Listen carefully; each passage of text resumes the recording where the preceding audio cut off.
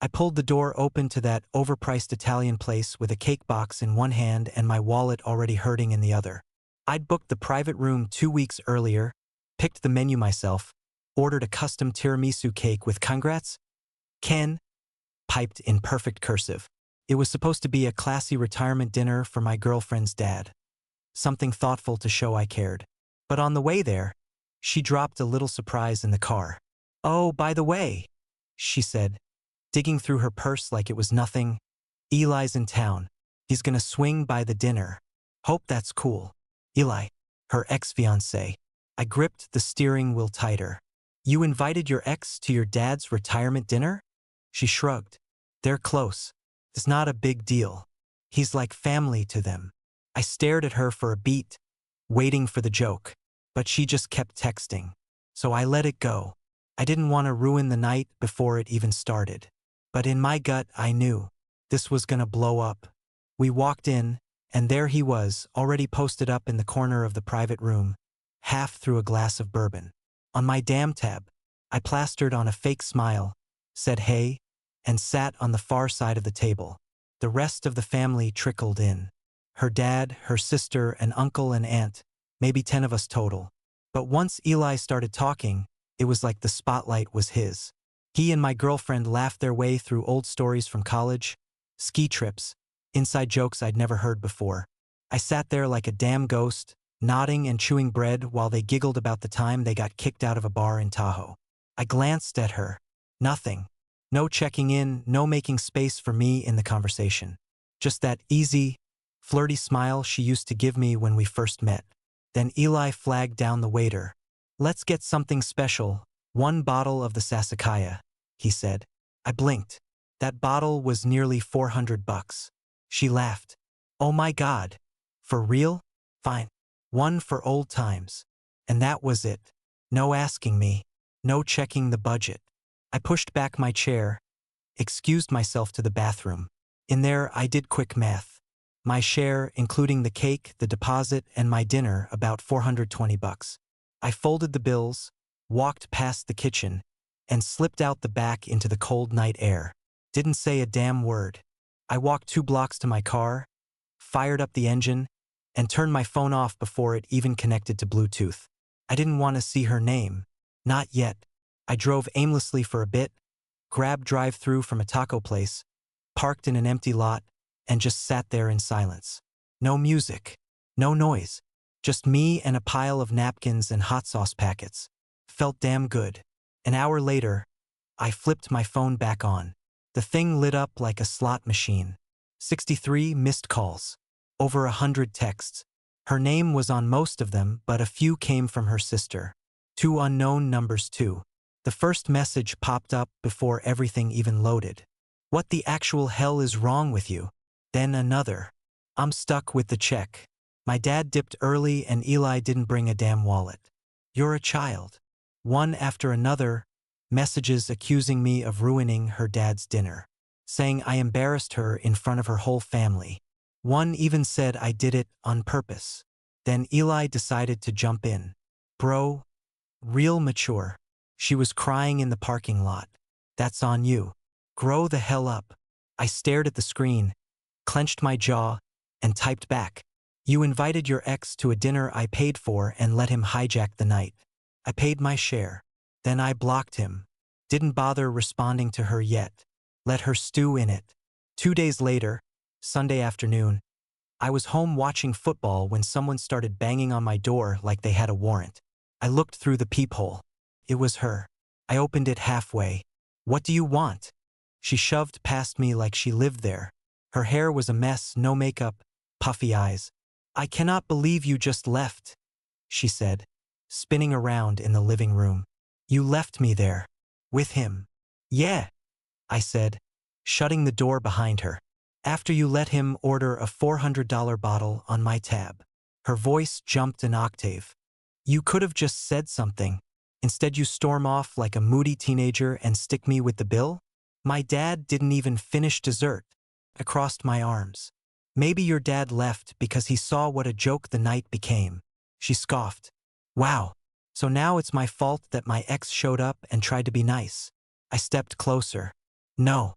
It's your fault for inviting him to a family event I planned, paid for, and clearly wasn't welcome at. You're insecure, she snapped, arms flailing. That's what this is. He's just a friend. He's always been part of my life. You knew that. No, I said, calm but sharp. What I knew was that I respected your past. What I didn't expect was to have it shoved in my face while I sat there like a third wheel at my own damn dinner. She blinked. The fire in her eyes died down just a little. Then she looked away, voice breaking. I was humiliated. Do you know how that felt? Sitting there while everyone stared at me like I had no control over anything. I didn't flinch. Good. Now you know how I felt for 2 hours. We stood there in silence for a second, her breathing heavy. I walked to the door and opened it. We're done, I said. Pack your things. I want you out by next weekend. She didn't move. You're breaking up with me? Over this? No. I'm breaking up with you because I finally see where your priorities are. She looked stunned. Then her face twisted, and she gave me that bitter smile I'd seen a few times before. Fine. Enjoy being right. Alone. She brushed past me again and walked out, slamming the door hard enough to rattle the shelves. I locked it behind her. Then I grabbed the trash bag from the kitchen and started cleaning up. Not because I was upset, but because it felt like I finally got some control back. I spent the whole week cleaning the apartment room by room, boxing up her clothes, her shampoos, her random craft supplies she never used. I stacked everything by the door and told myself I'd keep it civil. Clean break. No yelling, no dragging it out. Saturday morning, right on schedule, I heard knocking and voices in the hallway. When I opened the door, she was standing there with her sister and, of course, Eli. He acted like he belonged there, hands in his pockets, chin up, like he was doing me a favor. I stepped aside without saying anything. Let them in. Her sister went straight to sorting the boxes. Eli lingered, giving me that fake friendly smile. Mind if we talk for a sec? He asked. No, I said, walking past him toward the kitchen. I don't. He followed anyway. Look, man, I know things got heated, but she's hurting. Maybe you guys should. I cut him off. You can carry a box or you can leave. That's all you're doing here. He didn't like that. I saw his jaw tighten, but he backed off. A minute later, she stormed down the hall and straight into my bedroom without asking. I followed her in, annoyed already. Where's my Bluetooth speaker? She said, ripping open a drawer like she lived there. In the box by the door, I said. Everything of yours is boxed. She didn't even acknowledge it. She spun around, scanning the room, then narrowed her eyes at the shelf above my dresser. Where's the watch case? She asked. My stomach dropped. That shelf was always the same. My collection lined up in that walnut case, glass top polished, everything organized by brand. I kept them there because they were safe, visible. Mine. I stepped closer and stared at the empty spot. The case wasn't there. Not a single watch. Not even the microfiber cloth I kept with them. What did you do with my watches? I asked. She crossed her arms. Relax. I helped you store them away last month when we cleaned the room. You said you didn't want them gathering dust. I never said that. I shot back. My voice came out harder than I intended, but I didn't care. Where are they? She shrugged. Probably in a box somewhere. You have a million boxes. Don't blame me because you're disorganized. My heart was pounding now. I checked under the bed, in the closet, behind the dresser, fast, rough movements. Nothing. The case had 6 watches. 3 were rare pieces I'd hunted for years. 1 belonged to my grandfather and had a tiny scratch on the crown that I knew by touch. Gone. I stood up and faced her. You didn't help me store anything. That case never moved. She rolled her eyes. You're being dramatic. You have 24 hours, I said. Return the watches or I file a theft report. Her expression changed instantly. Just a flicker. Something sharp, smug. Then she smiled. Do what you have to do. She brushed past me and headed for the hallway. Eli was standing there pretending he hadn't been listening. When she walked out the door, he lingered just long enough to give me a slow, satisfied smirk, like he was enjoying every second of this mess.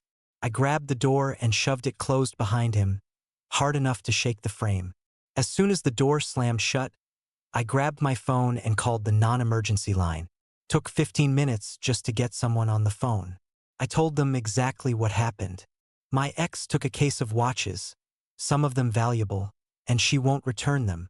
The dispatcher sounded bored. Do you have proof she took them? I don't have her on video, no. But I know what was in my apartment before she walked in, and now it's gone. He paused. Unless you physically saw her take them, that's a civil matter, not criminal. You'd need to file through small claims court. Seriously, I said, gripping the phone. She walked out with thousands of dollars in property. You're saying that's not theft? Not unless you can prove it. I hung up and called my renter's insurance next. Thought maybe they'd step in, cover part of the loss. Nope. Unfortunately, we can't process your claim unless you have an active police report on file, the woman said. That's our policy. So now I was stuck. No police report, no insurance. No insurance, no money. Classic catch-22. I sat on the floor, back against the wall, flipping through my phone like a maniac. I scrolled through every folder, every message, every cloud backup I could find. After about an hour, I found something, an old Instagram post from 6 weeks ago. I'd taken a photo of my setup after cleaning the room. My desk, my bookshelf, and right there on the shelf, clear as day, my watch case. Zoomed in, I could see 4 of the watches through the glass. I knew exactly which ones. I kept digging. Found a text from her a few weeks before the breakup. She said, I helped organize your room. Your shelves actually look clean now. That one hit different. I forwarded both to myself, labeled them in a new folder. It wasn't ironclad, but it was something. Later that night, I texted my buddy Drew. He's the type who always knows a guy. I said, you know anyone with legal experience? I need advice. He replied within minutes. Yeah, buddy of mine works in civil law. I'll connect you. Next morning, I got a text from the lawyer. Name was Miles. We jumped on a free Zoom consult by lunch. I laid it all out. The missing watches, the ex, the blocked insurance, everything. He leaned back in his chair, eyes sharp. Do you have documentation of ownership? Photos, texts. I bought most of them secondhand, but I've got a few receipts. Nothing formal for the vintage ones. That's fine. Can you prove she had access to the apartment at the time of the disappearance? Yeah. She was literally in the room when I noticed they were gone. Then you've got a case, he said. It's not open and shut, but it's strong enough for small claims, possibly even a police follow-up if we present it right.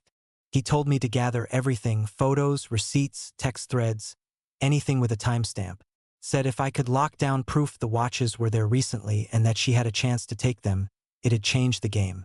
I logged off that call feeling like I'd finally punched through a wall. Still no watches, but I wasn't just sitting around anymore. This time I had a direction. Right after the Zoom call ended, I kept digging through my files, looking for anything better than a blurry Instagram post. Then it hit me. 6 weeks ago, I'd filmed a guest spot for a local watch collector's YouTube channel. Casual segment, Everyday Collectors. Just showing off a few pieces, talking stories. We filmed the whole thing in my apartment. I pulled it up, fast-forwarded to the part where I was talking on the couch, and there it was, clear as day. My entire watch case sitting behind me on the shelf. Full. Every watch in place.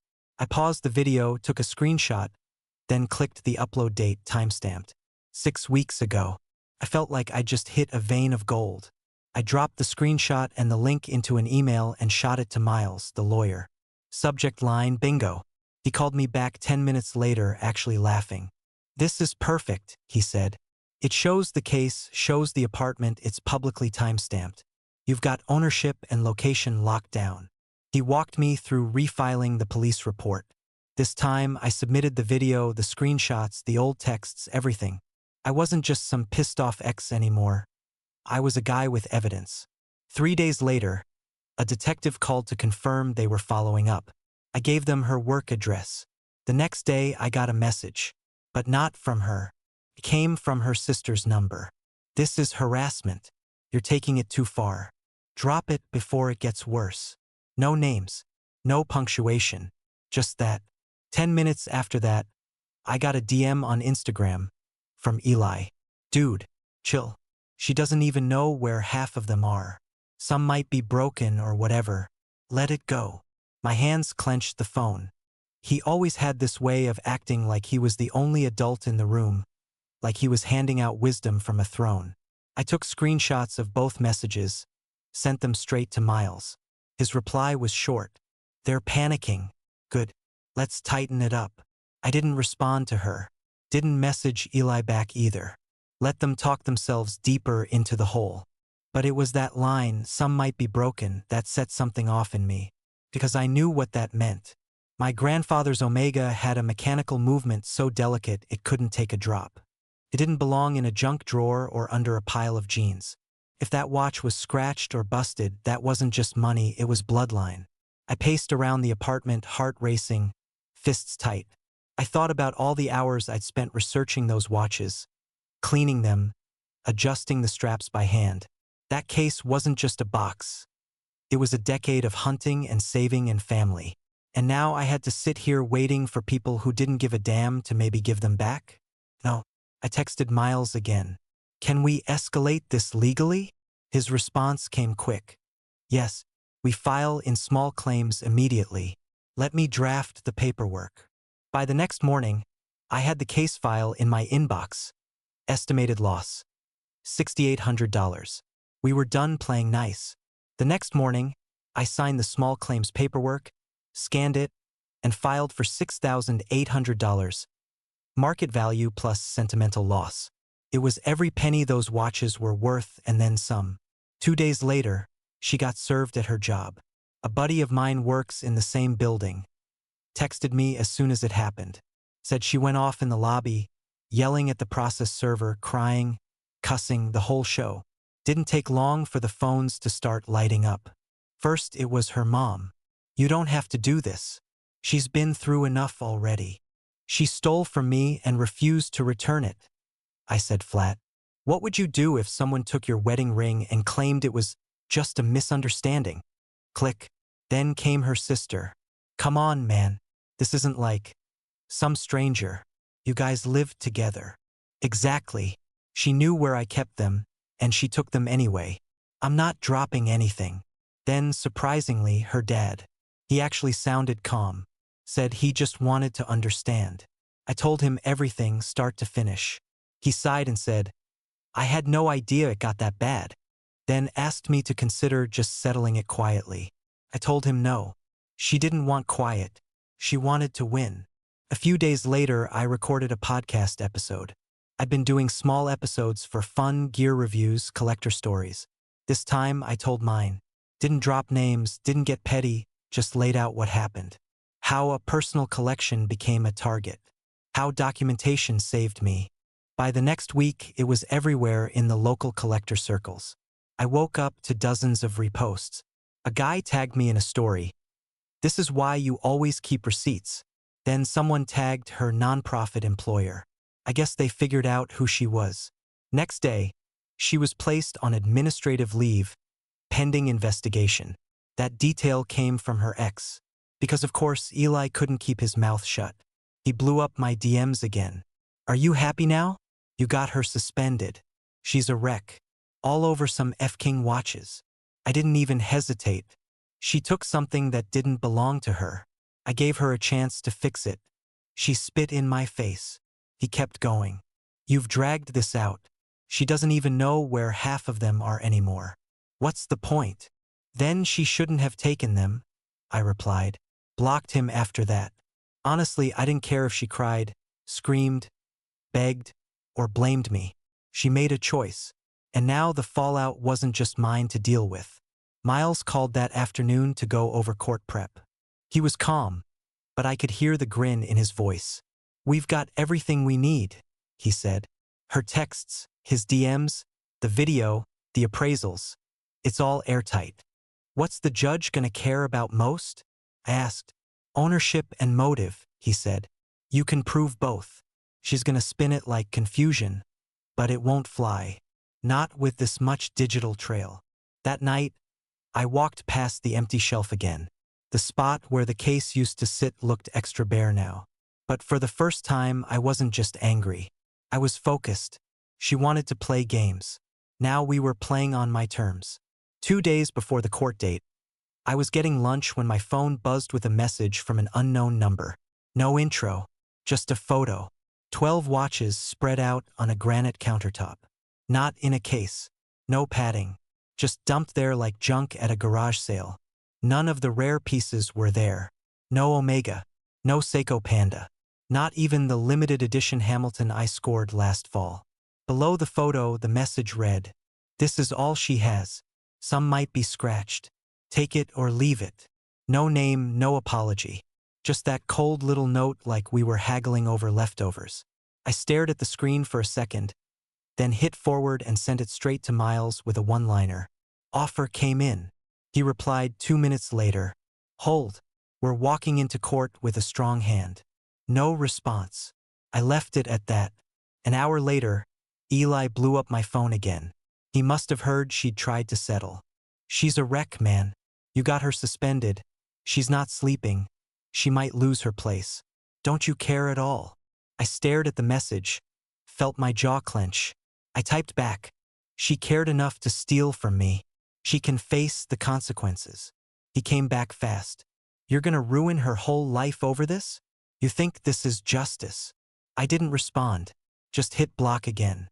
I was done letting him bounce in and out whenever it suited him. That night, I sat at the kitchen table and zoomed in on the photo she'd sent.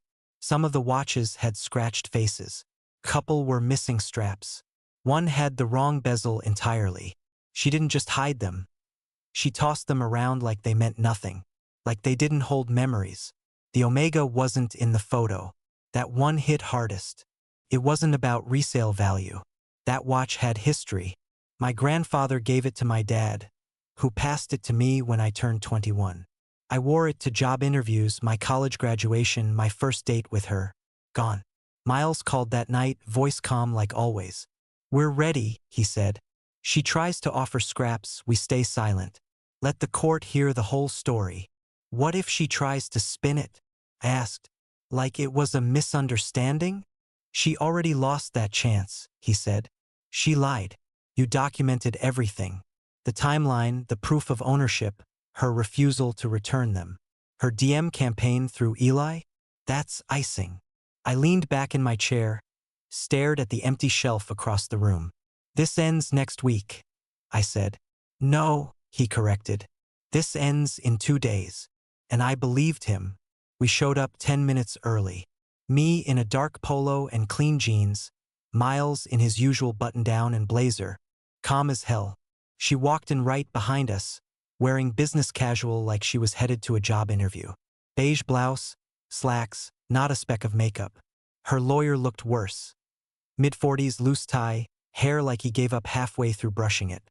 She didn't look at me. Not once. We all sat down in that cold, echoey courtroom with the buzzing lights overhead and a judge who looked like he'd rather be anywhere else. When they called our case, we stepped up. Her side went first. Her lawyer cleared his throat like he was about to say something profound. "Your Honor." My client went through a sudden and emotionally overwhelming breakup. In the process of moving out, she mistakenly packed a case of watches that she believed were hers, or at least shared property. It wasn't intentional theft. The judge raised one eyebrow. "So she took property that didn't belong to her, but it wasn't on purpose?" "Yes, Your Honor. It was a misunderstanding, and she attempted to return the items she could locate. Only after being served," I said, just loud enough. Miles stepped in right after. "Your Honor, may I present a series of exhibits that establish both ownership and intent?" The judge nodded. Miles laid it out clean. First, the time-stamped YouTube footage showing the full watch case in my apartment 6 weeks before she moved out. Then the texts, her saying she organized the room and referencing the shelf directly.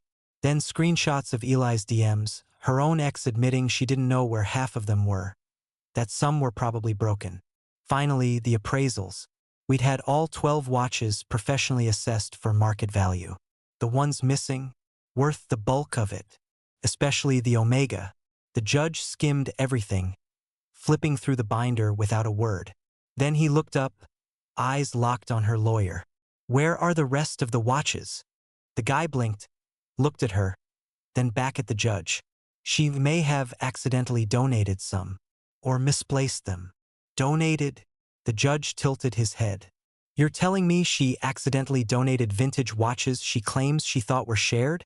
Her lawyer hesitated. That's the best information we have at this time. The courtroom went quiet. Then the judge nodded, slow and deliberate. Theft is a criminal matter. I'm not handling that today. What I am handling is the monetary damage. Plaintiff has submitted compelling evidence of ownership, possession, and attempted recovery. The defendant failed to return the full value and provided no proof of their claim. He looked straight at her. I'm ruling in favor of the plaintiff. $5,800 judgment. She flinched like he'd slapped her. Her lip trembled, and the tears came instantly. Real or not, I didn't care. Her lawyer leaned in. Your Honor, she's currently unemployed. We're requesting a payment plan. The judge nodded again. $300 a month until paid in full. Next. That was it. Gavel hit. Done. I walked out first. Miles followed behind me, already texting something back to the office. Out in the hallway, I didn't even make it to the stairs before her mom showed up out of nowhere. You destroyed her life? She hissed, stepping right in my path. She lost her job. She's depressed. And now she's in debt. I looked her dead in the eyes. She did that herself. Then I walked past her without another word. I got home after court, dropped my keys on the counter, and finally exhaled. It was over. Within a week, word got around that her nonprofit didn't take her back. They posted some vague statement about maintaining standards. And that was that. Last I heard, she picked up a retail job at the mall. Eli blocked me the day after the ruling. No warning, no final message. Just gone. Honestly, best move he ever made. I blocked the rest of her family right after. Her mom, her sister, even a couple random cousins who thought blowing up my inbox was going to change something. No regrets. Insurance came through after the judgment. Not the full amount, but enough to take the edge off. It helped me replace a few pieces. Picked up a clean Seiko speed timer and a Hamilton 72 reissue off eBay. Still couldn't replace the Omega, though. That one hurt. Not because of the price, but because of the story behind it. It had history, real history, and she tossed it like a cheap souvenir. Some nights I still looked at that shelf, expecting to see the glass case. Habit, I guess, but I'd started filling the space again. Slowly. I also started seeing someone new. Met her through a local collector group, actually. We went for coffee, no pressure. She asked real questions, listened when I talked about watches without acting bored. First time she came over, she saw my new setup and said, "Looks like these actually matter to you." That was enough for me. Too early to call it anything serious, but it felt easy. Normal. Like I didn't have to defend my time or my stuff or myself. And the podcast episode? Last I checked, it was sitting at over 9,000 plays.